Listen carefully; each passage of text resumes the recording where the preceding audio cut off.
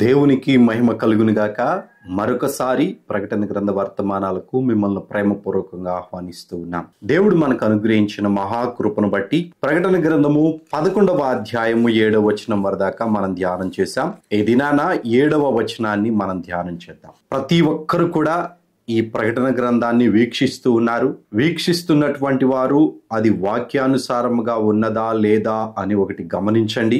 రెండవది జ్ఞానవాక్యము అని ఉన్నది, విశ్వాస వాక్యము అని ఉన్నది. జ్ఞానవాక్యానికి విశ్వాస వాక్యానికి వ్యత్యాసము కూడా ఉన్నది. విశ్వాస వాక్యమునకు ఉన్నటువంటి బలము నీకు దేవునికి మధ్య మాత్రమే ఉండవలసిన సంబంధం. జ్ఞానవాక్యము బైబిల్లో ఉన్నటువంటి సత్యము.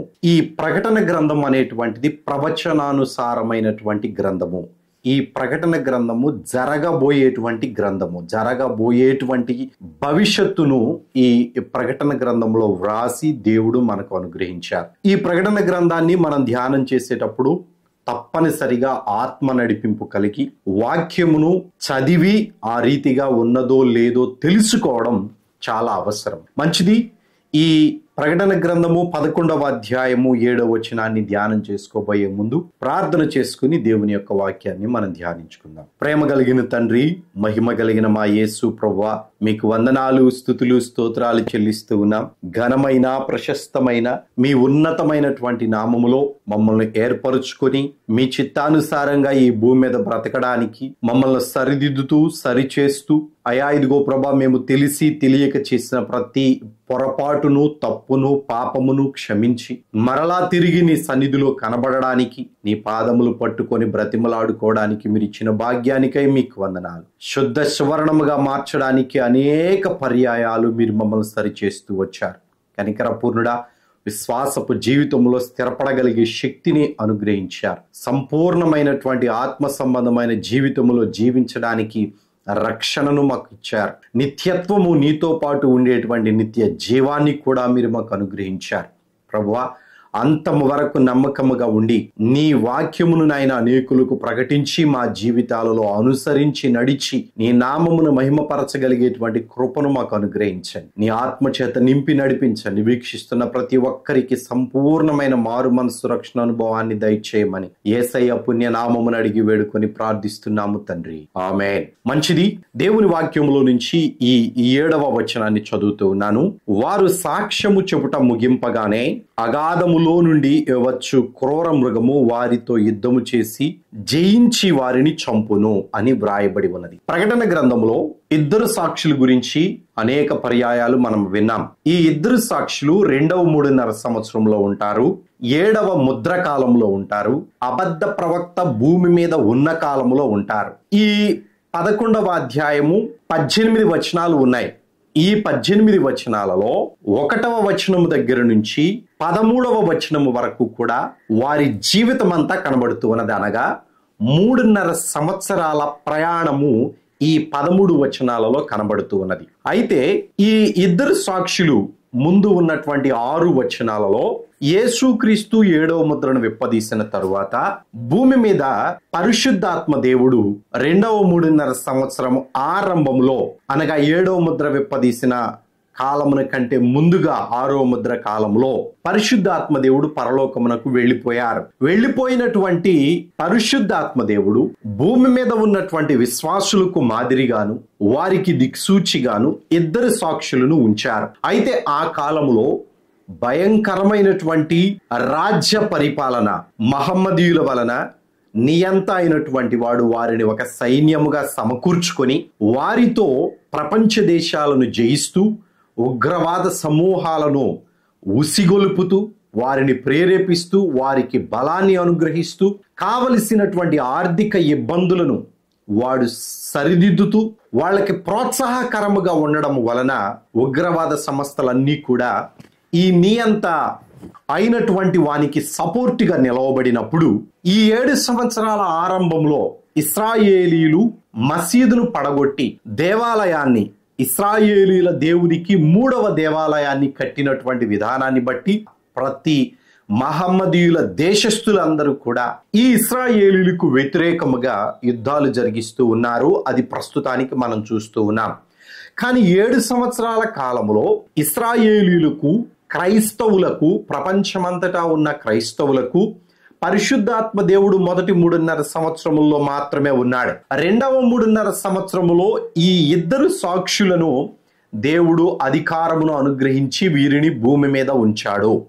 వీరు ఘనగంభీరమైనటువంటి కార్యాలు చేశారు. వారికి అవసరమైనప్పుడు నీటిని రక్తముగా మార్చడము, అవసరమైనప్పుడు వర్షాన్ని కురవకుండా ఆపివేయడము, అవసరమైనప్పుడు భూమిలో నుంచి తెగుళ్లను తీసుకొని వచ్చి దేవునిని దూషించు వారిని, ధిక్కరించు వారిని ఆ తెగుళ్ళ చేత ఇబ్బంది పెట్టేటువంటి కార్యక్రమాలు వీరు చేస్తూ వచ్చారు. అంత మాత్రమే కాదు, ఎవరైనా కానీ ఇశ్రాయేలీయుల దేశములోనికి వచ్చి ఆ దేవాలయము జోలికి వచ్చినటువంటి వారిని ఖచ్చితముగా వారి నోట నుండి అగ్ని బయలు వెడలి వారిని చంపేటువంటి ప్రక్రియ కూడా ఈ ఇద్దరు సాక్షులు జరిగిస్తూ వచ్చారు. వీరు చేసేటువంటి కార్యాలను బట్టి, వీరు దేవునికి మహిమకరముగా జీవిస్తూ ఉన్నటువంటి విధానాన్ని బట్టి క్రైస్తవులందరూ కూడా రెండవ 3.5 సంవత్సరంలో క్రైస్తవులు అనగా పరిశుద్ధులు, క్రీస్తును అనుసరించినటువంటి వారు ఉన్నారు. వారందరూ కూడా వీరిని ఆధారము చేసుకొని, వీరు ఇస్తూ ఉన్నటువంటి ఆ ప్రవచన వాక్యాలను ఆధారము చేసుకొని, ప్రకటిస్తూ ఉన్నటువంటి వాటిని ఆధారము చేసుకొని విశ్వాసముతో దేవునిలో సహవాసము కలిగి ఉన్నారు. అయితే ఈ ఇద్దరు సాక్షులకు దేవుడు ఇచ్చినటువంటి సమయము 3.5 సంవత్సరాలు. ఈ ప్రకటన గ్రంథం 11వ అధ్యాయంలో వీరు చేసినటువంటి కార్యముల గురించి వివరించారు గాని వారు ప్రవచిస్తారు అని చెప్పబడింది. ఏమి ప్రవచించారు? ఒకసారి ఈ మాటను మీరు చూడండి. 11వ అధ్యాయము 3వ వచనాన్ని చదువుతూ ఉన్నాను. నేను నా ఇద్దరు సాక్షులకు అధికారమును ఇచ్చేదను, వారు గోనె పట్ట ధరించుకొని 1260 దినములు ప్రవచింతురు అని వ్రాయబడి ఉన్నది. ఇక్కడ ప్రవచించినటువంటివి ఏమిటో చెప్పబడలేదు, కానీ వారు చేసినటువంటి కార్యములు మాత్రం స్పష్టంగా వ్రాయబడి ఉన్నాయి. ప్రవచించడము అంటే ఏంటండి? జరగబోయేటువంటి సంగతులను ముందుగానే దేవుని దగ్గర నేర్చుకొని దేవుడు చెప్పిన మాటలను ప్రకటించడము. ప్రవచనము అనగా వారు ప్రవచించిన ప్రవచనము తప్పనిసరిగా నెరవేరేటువంటిదై ఉండాలి. మనుషుల మనస్సు నుంచి పుట్టినటువంటిది ప్రవచనము అవ్వదు. దేవుని దగ్గర నుంచి వచ్చినటువంటి ప్రవచనమును ప్రవచిస్తూ ఉన్నారు అని చెప్పాలి. ప్రకటించడం అనేటువంటిది బైబిల్లో ఉన్నటువంటి 66 పుస్తకాలను బోధకులు ప్రకటన చేస్తూ ఉన్నారు. ప్రవచనము అనగా ఇందులో కొన్ని ప్రవచనాలు ఉన్నాయి. అన్నిగా జరగబోయేటువంటి వాటిని ముందుగానే దేవుడు వ్రాయించి ఉంచాడు. అవి తప్పనిసరిగా జరుగుతాయి.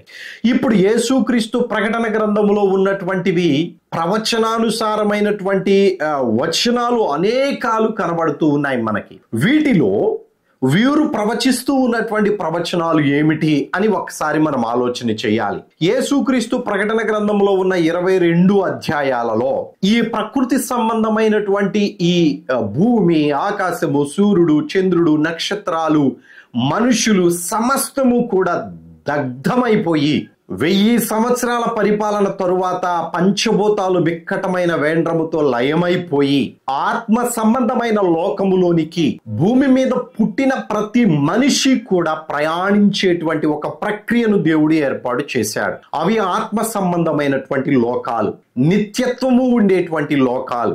శరీరము వయస్సు పెరిగిన తరువాత చనిపోయినట్లుగా ఆ నిత్యత్వములో చావు అనేటువంటిది ఉండదు. 2 గుంపులు అవుతారు. ఈ 2 గుంపులలో ఒకటి నిత్యాగ్నిగుండానికి వెళ్లే గుంపు, రెండవ గుంపు నిత్య జీవమునకు అనగా పరలోక పట్టణమునకు వెళ్లేటువంటి గుంపు. ఈ పరలోకము నుంచి దిగి వచ్చినటువంటి ఆ నూతన యెరూషలేములో దేవునితో నివాసము చేసేటువంటి ప్రక్రియ. ఇవన్నీ ప్రవచనాలుగా బైబిల్లో చెప్పబడి ఉన్నాయి. వీటిలో వీళ్ళు ప్రవచించినటువంటివి ఏమిటి? వీరి యొక్క కాలము 2వ 3.5 సంవత్సరం అనగా ప్రభు అయిన యేసుక్రీస్తు 7వ ముద్రను విప్పదీసినటువంటి కాలము. ఆ 7వ ముద్ర ఒక్కటే 3.5 సంవత్సరాలు ఉన్నది. ఈ 3.5 సంవత్సరాలలో 6 ముద్రలు, ఒక్కొక్క ముద్ర 5 నెలలు ఉన్నది. 5 నెలలు 6 ముద్రలు 30 నెలలు. 5 6లు 30 నెలలు కంప్లీట్ అయిపోతాయి. మిగిలినటువంటి సంవత్సరం అనగా 12 నెలలు 7వ దూత తన బోర ఊదినప్పుడు 7 పాత్రలు పట్టుకొని వచ్చారు 7గురు దూతలు. ఆ 7 పాత్రలు సంవత్సరంలో జరిగిపోతాయి. అనగా ఈ ఇద్దరి సాక్షుల యొక్క కాలములో 6 బూరలు ఉన్నాయి, 7 పాత్రలు ఉన్నాయి. ఈ 7 పాత్రల ప్రభావము వీరి పర్మిషన్ తోటి జరిగేటువంటి ప్రక్రియను దేవుడు ఏర్పాటు చేశాడు. నీళ్లు రక్తముగా కావాలి అనంటే వీళ్ళు ప్రవచించాలి, వర్షము కురవాలి అంటే వీరు ప్రవచించాలి, వర్షము ఆగిపోవాలి అంటే వీరి పర్మిషన్ కావాలి. మనుషులు యుద్ధానికి వచ్చినప్పుడు ఎవరు గెలుస్తారు, ఎవరు ఓడిపోతారు, ఎవరు చనిపోతారు అనేటువంటిది కూడా దేవుడు వీరి ద్వారా తెలియజేయగలిగేటువంటి అధికారమును వీరికి అనుగ్రహించారు. అయితే వీరు ప్రవచించినటువంటివి ఏమిటి అనంటే ప్రాముఖ్యముగా 4 అంశాలను నేను మీకు తెలియజేస్తాను. వీరు ఉన్నటువంటి 3.5 సంవత్సరాలలో ప్రవచించినటువంటి ప్రవచనాలలో మొట్టమొదటి ప్రభు అయిన యేసుక్రీస్తు యొక్క ఆగమనము వేరు, రాకడ వేరు. మరలా చెప్తున్నాను, ఆగమనము వేరు, రాకడ వేరు. రాకడ పంచభూతాలు దహించి వేసిన తరువాత భూమి మీద ఉన్నటువంటి వారందరూ కూడా రూపాంతరము చెంది ఆత్మదేహాలను ధరించుకునేటువంటి ప్రక్రియ. ఆ తర్వాత ప్రకృతి సంబంధమైనటువంటిది ఏది ఉండదు. ఆగమనము అనగా 7 సంవత్సరాలు గడిచిన తరువాత 1000 ఏళ్ల పరిపాలన ఆరంభించడానికి ప్రభు అయిన యేసుక్రీస్తు హతసాక్షుల ఆత్మలను తీసుకొని వచ్చి వారికి మాత్రమే పునరుద్ధానం ఇచ్చి, హతసాక్షులైన వారిని మాత్రమే పునరుద్ధానములోనికి తీసుకుని వచ్చి దీనిని మొదటి పునరుద్ధానం అని బైబిల్లో వ్రాశారు. ఈ మొదటి పునరుద్ధానము 7 సంవత్సరాలు అయిపోయిన తరువాత, 7 ముద్రలు అయిపోయిన తరువాత ఈ ఇద్దరు సాక్షులు చనిపోయి పునరుద్ధానం అయ్యేటప్పుడు జరిగేటువంటి ప్రక్రియ. ఆ ఆగమనమే మొదటి పునరుద్ధానము. ఆగమనము యొక్క మొదటి దినమే మొదటి పునరుద్ధానము. భూమి ఆ రీతిగానే ఉంటది, ఆకాశము ఆ రీతిగానే ఉంటది, భూమి మీద మనుషులు కూడా ఈ రీతిగానే ఉంటారు, మనుషుల యొక్క ఆలోచనలు ఈ రీతిగానే ఉంటాయి, మంచి చెడులు అనేటువంటివి కనబడుతూనే ఉంటాయి. చెడు చేయడానికి సాతానుగాడు ఇక ఉండడు, కానీ మంచిని జరిగించడానికి ప్రభు అయిన యేసుక్రీస్తు హతసాక్షులైనటువంటి వారిని ఆయనకు దూతలుగా ఏర్పాటు చేసుకుంటాడు. ఈ మాటల గురించి వివరంగా ముందు మనం తెలుసుకుంటాం. అయితే ఈ ఆగమనము గురించి వీరు ప్రకటన చేస్తారు. వీరు ప్రకటించినటువంటి ఈ యొక్క ఆగమనము మనుషుల కన్నులకు కనబడదు, కానీ ప్రభావము మాత్రమే కనబడుతుంది. పునరుద్ధానులైనటువంటి వారు మనుషుల నేత్రాలకు కనబడరు, కానీ పునరుద్ధానులైనటువంటి వారి యొక్క పరిపాలన క్రింద ప్రపంచం ఉంటది. ఈ ఆగమనమును వీరు ప్రపంచానికి ప్రకటిస్తారు. ఇదిగో ఇప్పుడు మీరు ఉన్నటువంటి ఈ లోక అధికారి అయినటువంటి వాడు పట్టబడి పాతాళములో బంధించబడతాడు. వాడు వాడి అనుచరులు అందరూ కూడా కొందరు నరకానికి వెళ్ళిపోతారు, కొందరు పాతాళములో బంధించబడి ఉంటారు. అయితే సహోదరులారా, వీరు ప్రకటిస్తూ ఉన్నటువంటి ఈ మాట వింటూ ఉన్నటువంటి వాళ్ళల్లో సాతానుడు ఉన్నాడు, భూమిలో నుంచి వచ్చినటువంటి క్రూర మృగమైన అబద్ధ ప్రవక్త ఉన్నాడు, వాయుమండల సంబంధమైనటువంటి దురాత్మ సమూహము మీద అధికారిగా నియమించబడినటువంటి దురాత్మ మనుషులో నివాసము చేస్తూ నియంతగా వాడు చలామణి అవుతూ ఉన్నటువంటి వాడు కూడా ఉన్నాడు. వీళ్ళందరూ ఉండగానే బహుధైర్యము కలిగి వీరు ప్రకటన చేస్తూ ఉన్నారు. వీరు ప్రవచించేటువంటి ఆ ప్రవచనాలలో ఆగమనము గురించి చెబుతూ ఈ ముగ్గురి యొక్క పాపమును బయట పెడుతూ ఉన్నారు. ఒకడు లూసిఫర్, ఇంకొకడు నియంత, ఇంకొకడు అబద్ధ ప్రవక్త. వీరి ముగ్గురి చర్యలు మనుషులను అగ్నిగుండానికి తీసుకుని వెళతాయి అని ప్రకటన చేస్తూ ఉన్నారు. ఆ కాలానికి వీరు ముగ్గురు భూమి మీదనే ఉన్నారు. వీరు యొక్క మాటలు, వీరి యొక్క ప్రవర్తన, వీళ్ళ యొక్క మనుషులకు చూపించేటువంటి ఆశలు అన్నీ కూడా మనిషిని నిత్యాగ్నిగుండానికి తీసుకొని వెళతాయే, కానీ ఏ కొద్దిగా కూడా మనిషికి నిత్య జీవమును అనుగ్రహించవు అని ప్రకటన చేస్తూ ఉన్నారు. అది కూడా మీకు త్వరలోనే ఉన్నది. కొన్ని దినాలు గడిచిన తర్వాత, ఈ 7 సంవత్సరాలు కంప్లీట్ అయిపోయిన తర్వాత, హర్మెగిద్దోన్ అనేటువంటి యుద్ధము జరిగిన తరువాత తప్పనిసరిగా ప్రభువైన యేసుక్రీస్తు నిత్యము ఆయన రాజ్యమును స్థాపించడానికి రాబోతూ ఉన్నాడు అని వాళ్ళు ప్రకటన చేస్తారు. చాలా మంది యేసుక్రీస్తు యొక్క రాజ్యం ఆల్రెడీ జరుగుతూ ఉన్నది, యేసుక్రీస్తు వచ్చి చనిపోయి పునరుద్ధానుడై తిరిగి లేచి వెళ్ళిపోయిన తరువాత ఆయన రాజ్యము భూమి మీదనే ఉన్నది అని ప్రకటన చేస్తూ ఉన్నారు. వారి గురించి నేను మాట్లాడను, కానీ వారు చెప్పినటువంటి దానిలో కొంత సవరణ అయితే ఉన్నది. భూమి మీదకు వచ్చినటువంటి దేవుని రాజ్యము భూమి మీద లేదు, మనుషుల ఆత్మల మీద ఉన్నది. ఇంకా క్లియర్ గా చెప్పాలి అని అంటే మనుషుల హృదయాలలో ఉన్నది. మనుషుల హృదయాలలోనే ఆ యొక్క రాజ్యము స్థాపించబడింది, కానీ భూమి మీద స్థాపించబడేటువంటిది ఈ 1000 సంవత్సరాల పరిపాలనలో ఆగమనము రోజున యేసుక్రీస్తు సర్వాధికారి అయి వచ్చి 1000 ఏళ్ళు పరిపాలన చేసేటువంటి కార్యక్రమమును ఆగమనముతో దేవుడు ప్రారంభిస్తూ ఉన్నాడు. అదే ప్రకటన గ్రంథము 20వ అధ్యాయము 4 నుంచి 6 వచనాలలో ఇప్పుడు నేను చెప్పిన మాటలన్నీ ఉన్నాయి. యేసుక్రీస్తు హతసాక్షులను తీసుకొని వచ్చి వారికి పునరుద్ధానమును అనుగ్రహించి, హతసాక్షుల ఆత్మలకు వారి దేహములను పునరుద్ధానము ద్వారా అనుగ్రహించి, ఆయనకు దూతలుగా వారిని ఉంచి, యావత్తు ప్రపంచమంతటా కూడా సాతాను సమూహం అంతటిని తీసివేసి, ఆ సాతాను ఉన్నటువంటి వాయు మండలాన్ని ప్రభు అయిన యేసుక్రీస్తు ఆక్రమించి అధికారపూర్వకముగా ఆయన చేజిక్కించుకొని ప్రపంచములో ఉన్న ప్రతి దేశమును పరిపాలన చేస్తారు. ఇప్పుడు ప్రతి దేశము సాతాను ఆధ్వర్యంలో ఉన్నది, కానీ ఆగమనము తరువాత ప్రతి దేశము యేసుక్రీస్తు ఆధ్వర్యములో ఉంటది. ఇది మొదటిగా వారు ప్రకటించే 1000 ఏళ్ల పరిపాలనలో యేసుక్రీస్తు రక్షణను కూడా అనుగ్రహిస్తాడు అని ప్రకటన చేస్తారు. ఈ బోధకులలో అనేక మంది 7 సంవత్సరాల్లో యేసుక్రీస్తు గురించినటువంటి సువార్త ఉండదు, 7 సంవత్సరాల తర్వాత అసలు పూర్తిగా యేసుక్రీస్తును గురించినటువంటి ప్రవచనము ప్రకటించడము అనేటువంటిది పూర్తిగా నిషేధించబడతది అని చెప్తూ ఉన్నారు. సహోదరులారా, ఇక్కడ నేను ఒక మాట మీకు చదివి వినిపిస్తాను, అది జాగ్రత్తగా ఆలకించండి. ప్రకటన గ్రంథము 14వ అధ్యాయము 13వ వచనాన్ని చదువుతూ ఉన్నాను. అంతటా ఇప్పటి నుండి ప్రభువునందు మృతినందు మృతులు ధన్యులని వ్రాయుమని పరలోకము నుండి ఒక స్వరము చెప్పగా వింటిని. నిజమే, వారు తమ ప్రయాసములు మాని విశ్రాంతి పొందుదురు, వారి క్రియలు వారి వెంట పోవునని ఆత్మ చెప్పుచున్నాడు. పరిశుద్ధాత్మ దేవుడు భూమి మీద ఉండి చెప్పడం లేదు. ఇది ఎక్కడ జరుగుతున్నది? పరలోకము నుండి ఒక స్వరము చెప్పగా వింటిని. ఇప్పుడు పరలోకము నుంచి వినబడుతున్నటువంటి ఆ స్వరము ఎవరిది అని ఇక్కడ వ్రాయించాడు? పరిశుద్ధాత్మ దేవునిది, ఆత్మ అని వ్రాయించాడు. ఈ పరిశుద్ధాత్మ దేవుడు చెప్తూ ఉన్నాడు, ఇక్కడ నుండి ప్రభువునందు మృతినందున మృతులు ధన్యులని వ్రాయము అని చెప్పాడు. ఎక్కడ నుండి? 7 సంవత్సరాల ఆరంభం నుంచా? 7 సంవత్సరాల ఆరంభంలో ప్రభు అయిన యేసుక్రీస్తు మొదటి ముద్రను విప్పదీసినప్పుడు పరిశుద్ధాత్మ దేవుడు భూమి మీదనే ఉన్నారు. ఆయన 6వ ముద్ర విప్పదీసేటంత వరకు కూడా భూమి మీదనే ఉన్నారు. పరిశుద్ధాత్మ దేవుడు పరలోకమునకు వెళ్ళినది 6వ ముద్ర విప్పదీసిన తరువాత వెళ్ళారు, అనగా మొదటి 3.5 సంవత్సరాలు జరిగిన తర్వాత వెళ్ళారు.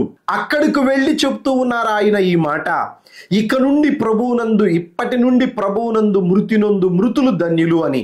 ప్రభువు నందు మృతి నొందినటువంటి వారు అనగా క్రీస్తును అంగీకరించి చనిపోయినటువంటి వారు. ఎప్పటి నుంచి ఈ కార్యక్రమాన్ని పరిశుద్ధాత్మ దేవుడు చెప్తూ ఉన్నాడు అనంటే 7 సంవత్సరాల శ్రమల కాలం అయిపోయిన తరువాత దానికి ఖచ్చితమైనటువంటి ఆనమాలు ఇదే 14వ అధ్యాయంలో ముందు వ్రాయబడి ఉన్నది. చదువుతున్నాను, ఒకసారి మీరు ఆలోచించాలని ప్రభు పేరట మనవి చేస్తూ ఉన్నాను. 14వ అధ్యాయము 8వ వచనము. వేరొక దూత అనగా 2వ దూత అతని వెంబడి వచ్చి మహోద్రేకముతో కూడిన తన వ్యభిచార మద్యమును సమస్త జనులకు త్రాగించిన ఈ మహాబబులోను కూలిపోయెను అని చెప్పెను. ఈ సన్నివేశము, ఈ మహాబబులోను అనేటువంటి పట్టణము ఎప్పుడు కూలిపోయింది అని ఇదే ప్రకటన గ్రంథం చెప్తూ ఉన్నది అనంటే 16వ అధ్యాయము 19వ వచనాన్ని చదువుతున్నాను. ప్రసిద్ధమైన మహాపట్టణము 3 భాగములైను, అన్యజనులు పట్టణములు కూలిపోయెను, తన తీక్షణమైన ఉగ్రతయను మద్యము గల పాత్రను మహాబబులోనుకు ఇవ్వవలెనని దేవుని సముఖమందు జ్ఞాపకము చేసిరి. ఈ మాటలు చాలా స్పష్టంగా గమనించండి. ఈ మాట అనగా పరిశుద్ధాత్మ దేవుడు ఇప్పటి నుండి ప్రభువునందు మృతి నొందిన మృతులు ధన్యులు అనే మాట ఎప్పటి నుంచి వ్రాయమంటున్నాడయ్యా అంటే మహాబబులోను కూలిపోయిన తరువాత వ్రాయమంటూ ఉన్నాడు. మహాబబులోను అనేటువంటి ఈ రోమా ప్రభుత్వానికి సంబంధించిన దేశము ఏదైతే ఉన్నదో ఆ దేశము సమూలముగా నాశనమైపోవాలి. రోమా పట్టణము సమూలముగా ధ్వంసమైపోవాలి. అది కనబడకుండా భూమి నెరవిడిచి దానిని మృంగివేయాలి. ఆ తర్వాత ఇక్కడ రాయబడినటువంటి వచనము పరిశుద్ధాత్మ దేవుడు పరలోకంలో పలుకుతున్నాడు. అంటే 7 సంవత్సరాల కాలం అయిపోయిన తరువాత 7 పాత్రల కాలంలో 7వ దూత పాత్ర ఆ పాత్రను తీసుకుని వెళ్ళి మహాబబులోను అనేటువంటి ఆ రోమా పట్టణము మీద కొమ్మరించిన తరువాత ఈ యొక్క ప్రవచనము నెరవేర్చబడి ఈ యొక్క మాట నెరవేర్పులోనికి వస్తుంది. పరిశుద్ధాత్మ దేవుడు పలికిన మాట నెరవేర్పులోనికి వస్తుంది. అనగా 1000 సంవత్సరాలలో క్రీస్తునందు మృతి నొందినటువంటి మృతులు ధన్యులు అని వ్రాయబడి ఉన్నది. మన వాళ్ళు చాలా మంది ఇప్పుడు సమాధుల మీద వ్రాసుకుంటూ ఉంటారు.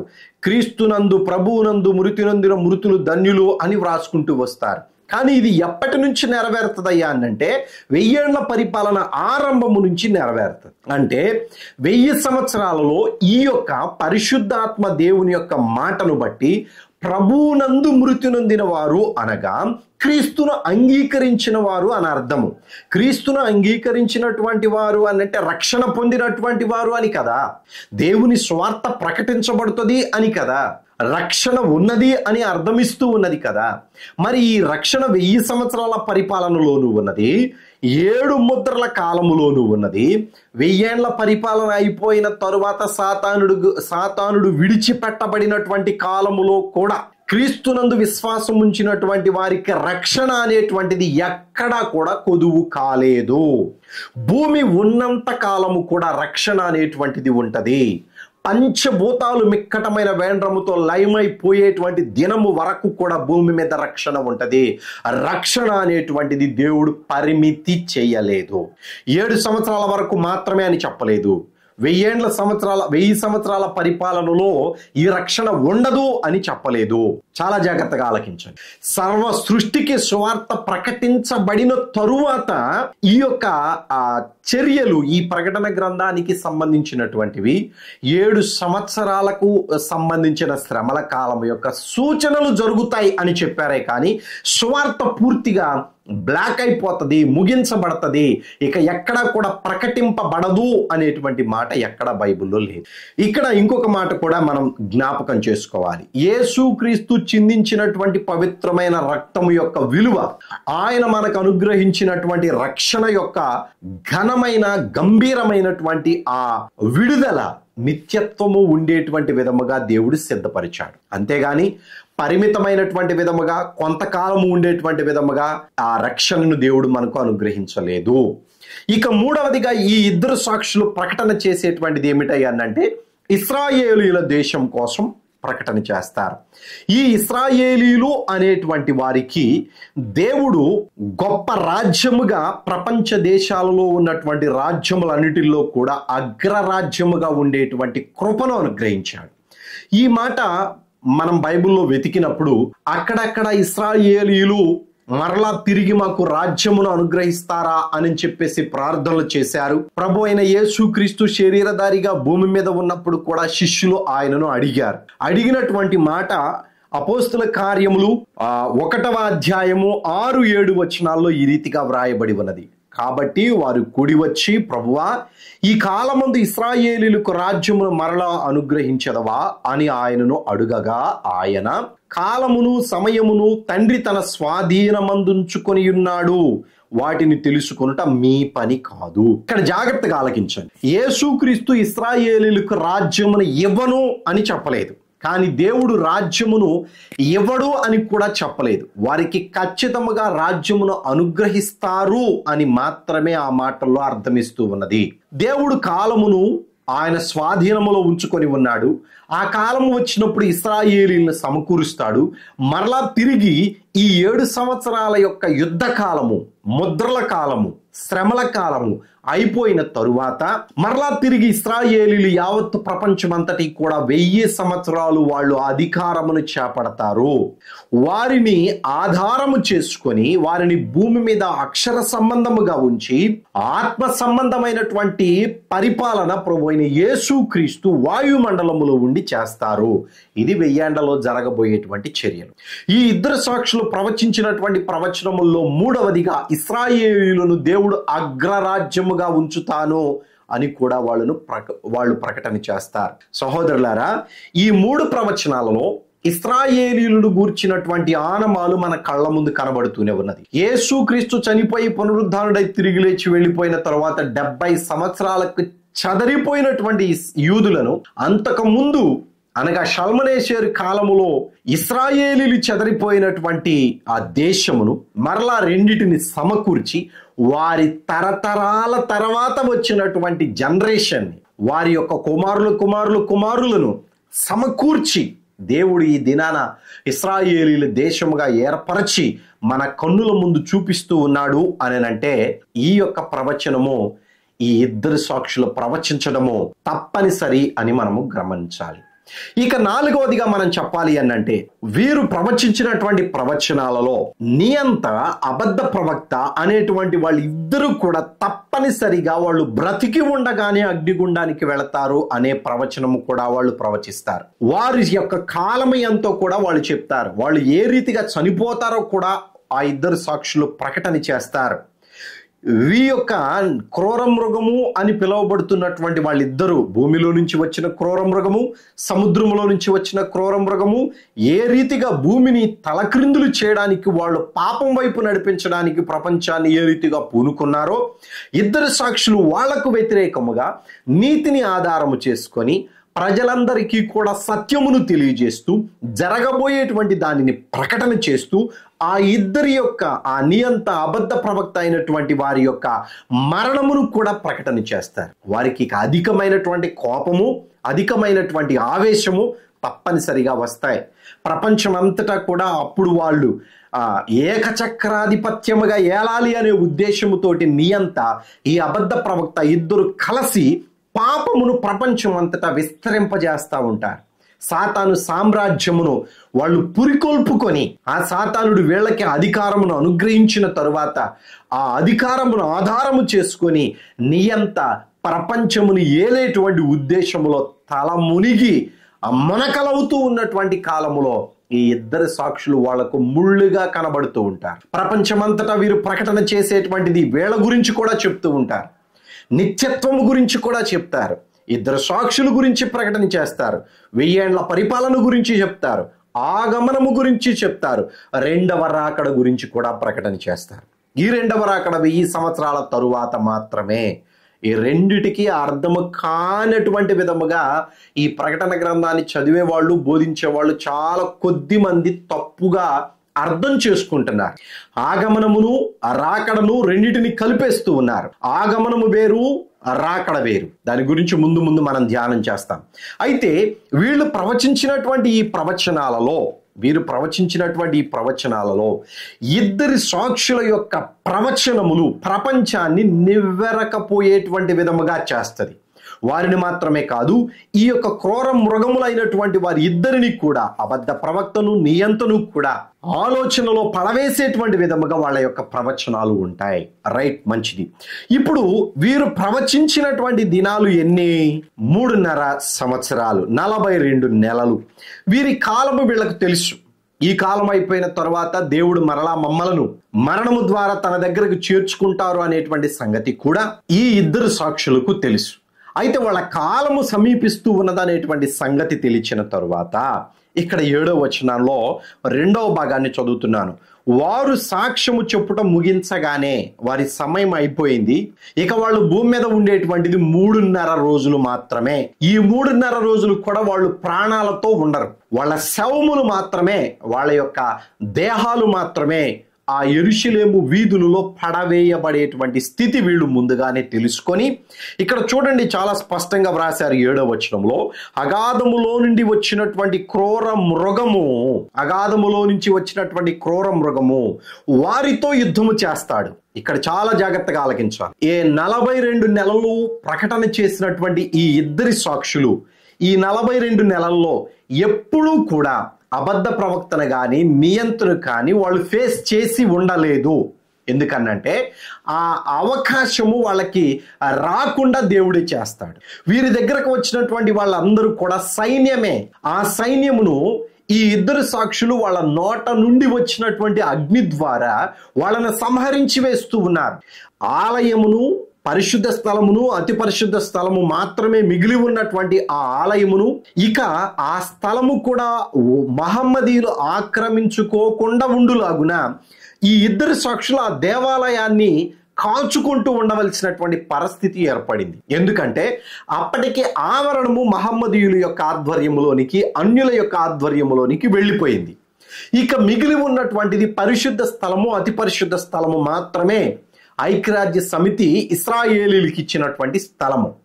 ఈ స్థలమును కాపాడడానికి ఇశ్రాయేలీయులలో బహుస్థిరముగా నిలబడినటువంటి వాళ్ళు ఈ ఇద్దరు సాక్షులు. వీళ్ళు దేవుని మహాప్రభావాన్ని పట్టి వచ్చిన సైన్యమంతటిని, వాళ్ళని ధిక్కరించినటువంటి వాళ్ళందరినీ కూడా వాళ్ళ నోట నుండి వచ్చిన అగ్ని చేత దహించి వేస్తూ ఉన్నారు. ఒకవేళ ఈ యొక్క నియంత కానీ అబద్ధ ప్రవక్త కానీ వీళ్ళ ముందుకు వచ్చినట్లయితే ముందుగానే యుద్ధము జరిగేది. కానీ వీళ్ళు ఎప్పుడు ఈ ఇద్దరు సాక్షుల దగ్గరకు ఆ అబద్ధ ప్రవక్త వస్తున్నాడయ్యానంటే వీళ్ళు సాక్ష్యము చెప్పటం ముగించగానే, అనగా దేవుడు వారికి ఇచ్చినటువంటి సమయం సంపూర్ణమైపోగానే అప్పటికి ఈ యొక్క క్రూర మృగమైనటువంటి వాడు భూమి మీదనే ఉన్నాడు. ఈ క్రూర మృగము ఎవడు అనేటువంటిది మీకు కొంత వివరణ ఇవ్వవలసి ఉన్నది. ఈ క్రూర మృగమైనటువంటి వాడు, ఇద్దరు సాక్షులను చంపినటువంటి క్రూర మృగమైనటువంటి వాడు ఎవడు? బైబిల్లో మనం గమనించినట్లయితే 13వ అధ్యాయంలో 2 క్రూర మృగాలను మనం చూస్తాం. ఒకటి సముద్రములో నుంచి వచ్చినటువంటి క్రూర మృగము. ఈ సముద్రములో నుంచి వచ్చినటువంటి క్రూర మృగము వాయుమండలములో ఉన్నటువంటి దురాత్మ సమూహము మీద అధికారి. వాడిని ఒక మనిషిలోనికి ప్రవేశపెట్టాడు ఈ లూసిఫర్ అనేటువంటి సాతానుగాడు. ఇక రెండో వాడు మరియు భూమిలో నుండి మరి ఒక క్రూర మృగము పైకి వచ్చుట చూచి తిని, గొర్రె పిల్ల కొమ్ములు వంటి 2 కొమ్ములు దానికి ఉండెను, అది ఘట సర్పము వలె మాటలాడుచుండెను అని వ్రాయబడి ఉన్నది. ఇది 2వ క్రూర మృగము. ప్రకటన గ్రంథంలో ఈ 2 క్రూర మృగాలు మాత్రమే కాదు, కొన్ని లక్షల కోట్ల క్రూర మృగాలు ఉన్నాయి. ఈ మాట మీరు విశ్వసించవలసినటువంటిది. ఎందుకయ్యా అనంటే ప్రకటన గ్రంథము 6వ అధ్యాయంలో ఒక మాట వ్రాయబడి ఉన్నది. అదేమిటయ్యా అనంటే భూమిలో ఉన్నటువంటి క్రూర మృగముల వలన చంపబడినటువంటి వారు ఆ 4వ ముద్రలో కనపడుతూ ఉన్నారు మనకి. ప్రభువైన యేసుక్రీస్తు 4వ ముద్రను విప్పదీసినప్పుడు 4వ గుర్రము పాండుర వర్ణము కలిగినటువంటి గుర్రము. ఈ గుర్రము మీద వస్తూ ఉన్నటువంటి వాడి పేరు మృత్యువు. వాడు పాతాళము వాడి వెంట పెట్టుకొని వస్తూ ఉన్నాడు. పాతాళ లోకము వానిని వెంబడిస్తూ ఉన్నది. ఖడ్గము వలన, కరువు వలన, మరణము వలనను కొంతమంది చంపబడ్డారు. 4 రకాలైన మరణాలు ఇక్కడ ఉన్నాయి. ఒకటి ఖడ్గము వలన, యుద్ధముల వల్ల చనిపోతారు. రెండవది కరువు వల్ల చనిపోతారు. మూడవది మరణముల వలన, అనగా తెగుళ్ళ వలన చనిపోతారు. ఈ రీతిగా చనిపోయినటువంటి వాళ్ళు కాకుండా ఇక్కడ ఒక మాట వ్రాస్తూ ఉన్నాడు, భూమిలో నుండు క్రూర మృగముల వలనను. భూమిలో ఉండు క్రూర మృగముల వలనను. క్రూర మృగములు ఒకటి కాదు, చాలా ఉన్నాయి. వీళ్ళెవరు? మనము ప్రకటన గ్రంథాన్ని ధ్యానం చేసేటప్పుడు ఈ క్రూర మృగాలను మనం సర్వసాధారణంగా పట్టించుకోం. వీళ్ళెవరో తెలిసిన బైబిల్లో వీళ్ళకి దేవుడు ఒక ప్రత్యేకమైనటువంటి ప్రాంతాన్ని సిద్ధపరిచి ఉంచినట్లుగా బైబిల్లో మనం స్పష్టంగా చదువుతాం. వీళ్ళెవరయ్యా అనంటే దేవునిని వ్యతిరేకించినటువంటి సాతానుగాడి సమూహంలో ప్రధానులుగా ఉన్నారు వీళ్ళు. దేవుడు ఈ సాతానుగాడు దేవునిని ధిక్కరించినప్పుడు దేవుని సింహాసనాన్ని ప్రభు అయిన యేసుక్రీస్తు ఆ కాలంలో ఆత్మస్వరూపిగా దేవుని యొక్క మహిమగాను, దేవుని యొక్క తేజస్సుగాను, దేవుని దైవత్వముగాను, దేవుని నోటి మాటగాను ఉన్నటువంటి ఆది కాలంలో ఈ లూసిఫర్ అనేటువంటి కెరూబు యేసుక్రీస్తు యొక్క ఔన్నత్యాన్ని ఆశించాడు. ఆయన సింహాసనాన్ని ఆశించాడు. చాలా మంది దేవుని సింహాసనం అంటారు. దేవుని సింహాసనాన్ని తాకగలిగే శక్తి కూడా వీడికి లేదు. అయితే వీడు ఆశించింది ఎవరనయ్యా అంటే దేవుని యొక్క మహిమ, ఆ తేజస్సు, ఆ దైవత్వము. ఆయన సపరేట్ గా వచ్చి తల దగ్గర ఉన్నటువంటి కెరూబులతో మాట్లాడుతూ ఉన్నాడు. ఆయన సింహాసనం దగ్గర ఉన్నటువంటి 24 పెద్దలతో మాట్లాడుతూ ఉన్నాడు. భూమి మీద ఉన్నటువంటి ఈ యొక్క లూసిఫర్ గడి దగ్గరికి వచ్చి కూడా ఆర్డర్లు వేసి వెళుతూ ఉన్నాడు దేవుని యొక్క మహిమగా. వీడు అనుకున్నాడు ఆ దేవుడు అక్కడే ఉన్నాడు, ఆయన మహిమ మాత్రం వస్తూ ఉన్నది, ఈ మహిమను నేను స్వతంత్రించుకోవాలి, ఈ మహిమను నేను పొందుకోవాలి, ఈ పోస్ట్ నాకు కావాలి, ఈ అధికారం నాకు కావాలి, కుర్చీ నాకు కావాలి అని అనుకున్నాడు. అందుకనే దేవునిని ధిక్కరించి దేవుడు పొందుకోవలసినటువంటి స్తుతి ఆరాధనలను పొందుకోవడానికి సృష్టి సరిపోయినటువంటిది కాదు, సృష్టికర్తయే సరిపోయినటువంటి వాడు. అందుకనే లూసిఫర్ అనేటువంటి వాడు దేవునితో సమానముగా హెచ్చించుకున్నవాడు గనుక వాడిని అక్కడి నుంచి నెట్టివేసేటప్పుడు వాడి వెంట ఉన్నటువంటి వారిని, వాడిని అనుసరించి నడిచేటువంటి వారిని, పాపము చేసిన ప్రతి దూతను కూడా మహిమను తీసివేసి, ఈ మాట స్పష్టంగా గమనించండి, వాళ్లకున్నటువంటి పరలోకపు మహిమను తీసివేసి అంధకార సంబంధులుగా మార్చి వాళ్ళను శూన్యంలోనికి నెట్టివేశాడు. కొందరు శూన్యంలో ఉండిపోయారు, కొందరు పాతాళ బెళములో నెట్టివేయబడ్డారు.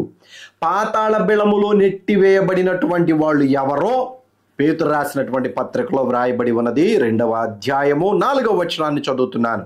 దేవదూతలు పాపము చేసినప్పుడు దేవుడు వారిని విడిచిపెట్టక పాతాళ లోకమందలి కటిక చీకటి గల బెళములోనికి త్రోసి తీర్పుకు కావలిలో ఉంచబడుటకు వారిని అప్పగించెను. ఆత్మ సంబంధమైనటువంటి ధ్యాస కలిగి మనం ఆలోచన చేయాలి. వీరిలో వాయుమండలంలో ఉన్న వాళ్ళు కొంతమంది ఉన్నారు, పాతాళములో తీర్పు కోసం సిద్ధపరిచినటువంటి వాళ్ళు కూడా కొంతమంది ఉన్నారు. మరి వాయుమండలంలో ఉన్నటువంటి వారిని తీర్పు కోసం సిద్ధపరచలేదా? వారిని కూడా తీర్పు కోసమే సిద్ధపరిచాడు, కానీ వారిని కూడా తీర్పులోనికి దేవుడు తీసుకొని వస్తాడు. కానీ వీళ్ళు ప్రధానులు అనేటువంటి మాటను మనం ఎక్కడ చూడగలమయ్యా అంటే యూదా రాసినటువంటి పత్రికలో 6వ వచనంలో ఈ మాట వ్రాయబడి ఉన్నది. మరియు తమ ప్రధానత్వమును నిలుపుకొనక తమ నివాస స్థలమును విడిచిన దేవదూతలను మహాదినమున జరుగు తీర్పు వరకు కటిక చీకటిలో నిత్యపాశముతో ఆయన బంధించి భద్రము చేసెను. వీళ్ళు ప్రధానులు. నా మాటలు జాగ్రత్తగా ఆలకించండి. వాయుమండలంలో ఉన్నటువంటి వాళ్ళు ప్రధానులు కాదు, వాళ్ళు కేవలం దూతలే. వీళ్ళు ప్రధానులు. ఈ ప్రధానులు అంటే వీళ్ళకి అధికమైనటువంటి కొన్ని అధికారాలను దేవుడు ఆ కాలంలో మహిమలో ఉన్నప్పుడు ఇచ్చాడు.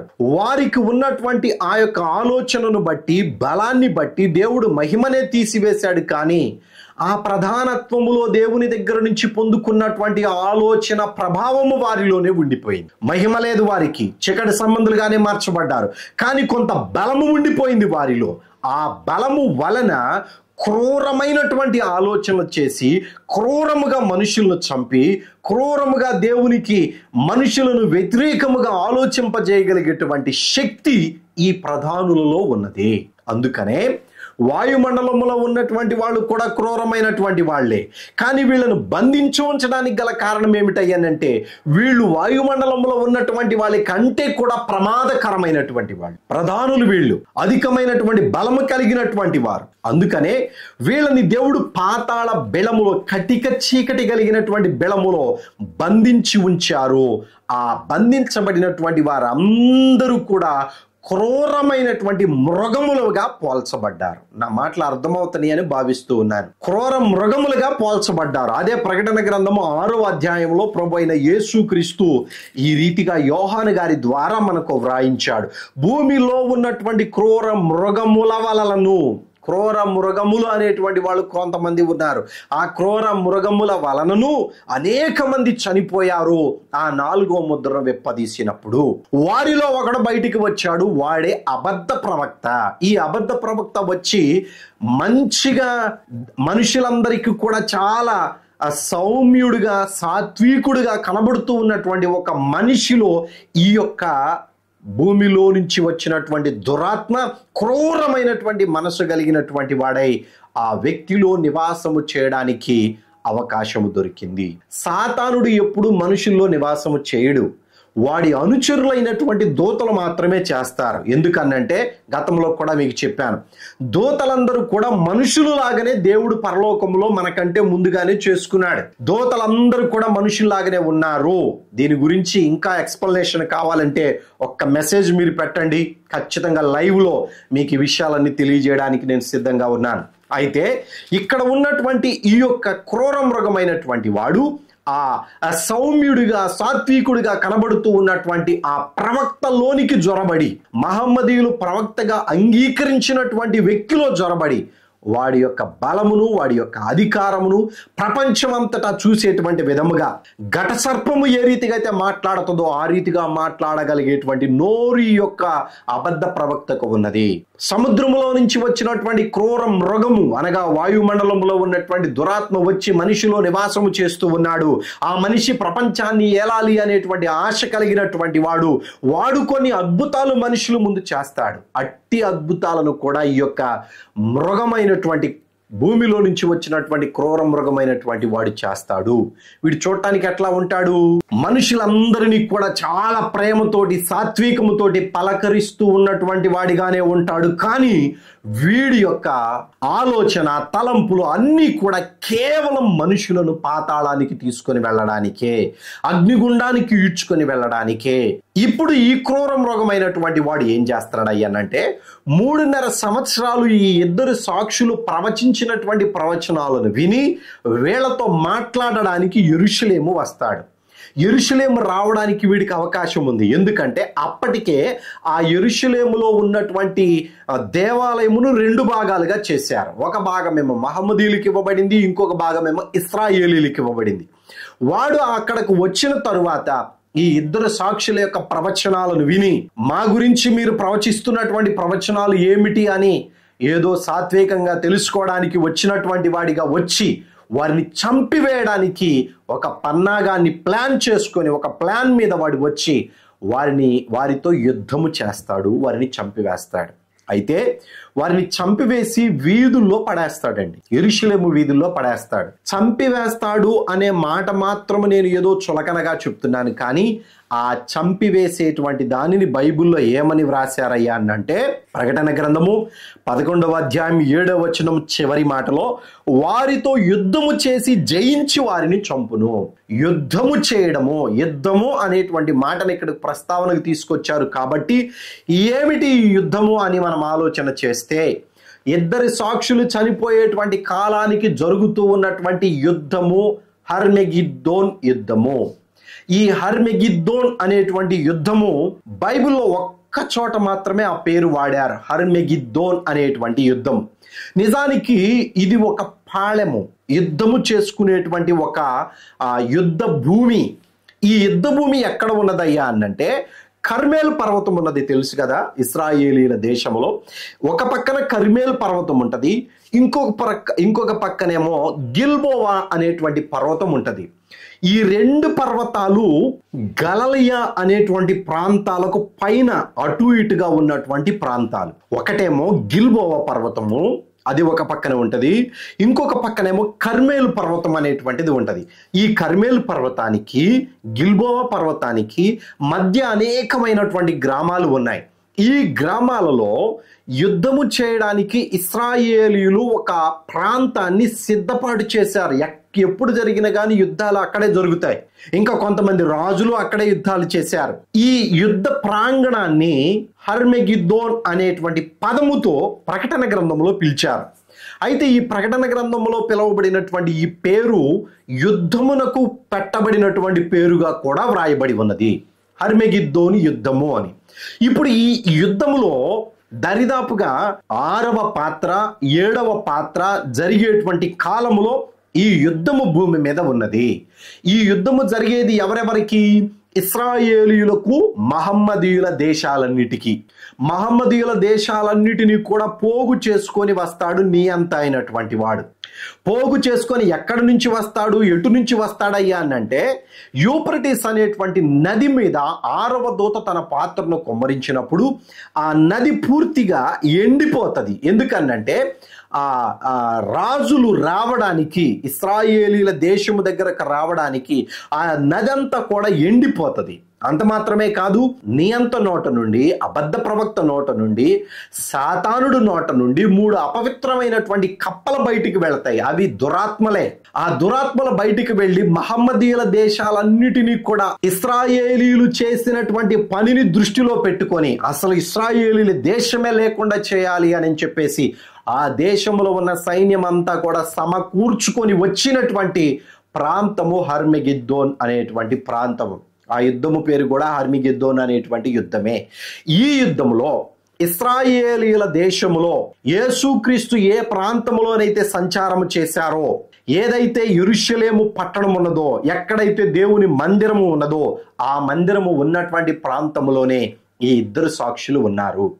ఈ 2 సాక్షులు ఇక్కడ ఉండగా హర్మెగిద్దోన్ అనేటువంటి యుద్ధమునకు ప్రపంచంలో ఉన్నటువంటి మహమ్మదీయుల దేశాలు ఇంకా వాళ్ళకు సపోర్ట్ చేసేటువంటి దేశాలన్నీ కూడా వచ్చినప్పుడు ఇశ్రాయేలీలతో యుద్ధము చేయడానికి ఆ యుద్ధము గందరగోళం అంతా కూడా జరుగుతూ ఉండగా ఈ క్రూరమురగమైనటువంటి వాడు ఈ 2 సాక్షుల దగ్గరికి వస్తాడు. ఎందుకు వస్తాడయ్యా అనంటే, వీరు గనక ఉంటే ఈ యుద్ధము కూడా మేము ఓడిపోతాము, వీళ్ళని ఎట్లాగైనా కానీ చంపేయాలి కుయుక్తితో అనేటువంటి ఆలోచనతోటి మీతో మాట్లాడడానికి వస్తున్నాము అని చెప్పాడో, మరి లేక ఇంకొక మాట ఏదైనా చెప్పాడో, వాళ్ళతో మాట్లాడడానికి వాళ్ళ దగ్గరకు వచ్చి కుయుక్తితోటి వాళ్ళని చంపి అదే హర్మెగిద్దోన్ అనేటువంటి యుద్ధము జరుగుతూ ఉండగా ఈ 2 సాక్షులను కూడా చంపివేస్తాడు. నా మాటలు జాగ్రత్తగా వినండి. ఈ హర్మెగిద్దోన్ యుద్ధం ఇక 3.5 రోజుల్లో ముగిసిపోతుంది అని ఉండగా ఈ 2 సాక్షులను నియంత అయినటువంటి వాడు చంపేస్తాడు. ఈ 2 సాక్షుల యొక్క శవాలు యెరూషలేము వీధులలోనే విడిచిపెట్టబడతాయి. యెరూషలేము వీధుల్లోనే ఉంటాయి. ఈ యెరూషలేము వీధుల్లో 3.5 రోజుల పాటు ఉంటాయి. ఈ 2 సాక్షులు 3.5 రోజుల పాటు ఆ వీధుల్లో ఉండగా ఉన్నటువంటి ప్రతి దేశము కూడా ఈ 2 సాక్షులను మీడియా ద్వారా చూస్తారు. 3.5 రోజుల తర్వాత ఏమి జరిగింది అనేటువంటిది మనం నెక్స్ట్ వీడియోలో మాట్లాడుకుందాం. కానీ ఇక్కడ 7వ వచనానికి సంబంధించినంత వరకు యుద్ధము చేసి వారిని చంపి ఆ వీధులలో పడవేస్తాడు. వారిని చంపగలిగేటువంటి శక్తి ఈ యొక్క ఆ క్రూర మృగమైనటువంటి వాడికి, అబద్ధ ప్రవక్త అయినటువంటి వాడికి ఎక్కడి నుంచి వచ్చింది అనేటువంటిది మనం అర్థం చేసుకొని ముగించుకుందాం. సహోదరులారా, వీడు పాతాళములో నుంచి వచ్చినటువంటి వాడు. మనుషుల శరీరాలలోనికి జొరబడి వాళ్ళని అనేక మందిని చంపినటువంటి దాఖలాలు 6వ అధ్యాయంలో మనం చూస్తాం. క్రూర మృగములు వలన మనుషులు అనేక మంది చనిపోయారు అనేటువంటి మాట మనం చూస్తూ ఉన్నాం. ఈ యొక్క అబద్ధ ప్రవక్త అయినటువంటి వానిలో నివాసము చేస్తూ ఉన్నటువంటి ప్రధానుడు దేవుని యొక్క మహిమలో నివాసము చేసినటువంటి వాడు. దేవుని యొక్క సన్నిధిలో దేవునిని స్తుతించి ఆరాధించి గణపరిచినటువంటి వాడు. సో చూడడానికి మనిషిలాగానే కనబడుతూ ఉంటాడు, కానీ వాడిలో ఉన్నటువంటి దురాత్మ ప్రభావం వలన మాత్రమే ఈ 2 సాక్షులను వాడు చంపడానికి అవకాశం ఉన్నది. ఈ 2 సాక్షులు కూడా చాలా బలవంతులు, ఆత్మ సంబంధమైనటువంటి కార్యాలు చేశారు. వారి నోట నుండి అగ్ని బయలు వెడలుచు ఉన్నది అనేటువంటి మాటలు మనం చదువుకున్నప్పటికీ కూడా దేవుడు ఒక కాలాన్ని వీళ్లకు నిర్ణయించాడు. 3.5 సంవత్సరాలు అయిపోయిన వెంటనే వీళ్ళు ఈ లోకమును విడిచి దేవుని యొక్క దూతలుగాను, దేవుని సైనికులుగాను ఉండాలి అనేటువంటిది దేవుని యొక్క సంకల్పము. కాబట్టి ఈ 2 సాక్షులు 3.5 సంవత్సరాలు ముగించబడగానే, అనగా 7 సంవత్సరాలు కంప్లీట్ అయిపోతాయి. ఇక మిగిలింది ఆ 7 సంవత్సరాలలో 3.5 రోజులు మాత్రమే. ఆ 3.5 రోజులు అయిపోయిన వెంటనే 1000 ఏళ్ల పరిపాలన ప్రారంభించడానికి ప్రభు అయిన యేసు క్రీస్తు యొక్క ఆగమనం బైబిల్లో వ్రాయబడి ఉన్నది. ఆ ఆగమనం మనుషుల నేత్రాలకు కనబడదు. అప్పటికీ ఉన్నటువంటి క్రైస్తవ సమాజం అంతా కూడా ఈ చదవబడిన వినబడిన వాక్యాలను బట్టి విశ్వసించడమే తప్ప దేవునిని నేత్రములతో చూడగలిగేటువంటి ఆ ప్రభావం అప్పుడైతే ఉండదు. ప్రతి నేత్రము ఆయనను చూచును అనేటువంటి మాట నెరవేరేది రెండవ రాకడలో. అది 1000 సంవత్సరాల తర్వాత జరిగేటువంటి ప్రక్రియ. నా మాటలు అర్థమవుతున్నాయి అని నమ్ముచూ ఉన్నాను. దయచేసి ఈ వీడియో మీకు అర్థమైనట్లయితే, ఈ వాక్యం మీకు అర్థమైనట్లయితే బైబిల్లో ఉన్నటువంటి వాక్యాలతో జత చేసి చూడండి, అనేకులకు పరిచయం చేయండి. ప్రకటన గ్రంథం పూర్తిగా విని గ్రహించుకొని, ఈ ప్రకటన గ్రంథం చదివినందువలన విననందువలన మాకు ఎటువంటి ఇబ్బందులు రావు అని చెప్పేసి విశ్వాసముతో దేవునిలో స్థిరపడాలి అని ప్రభు పేరట మీ అందరినీ వేడుకుంటూ ఉన్నారు. మీ అందరికీ వందనాలు. ప్రత్యేకించి ప్రకటన గ్రంథం అనేటువంటి పుస్తకాన్ని మేము పరిచయం చేస్తూ ఉన్నాం.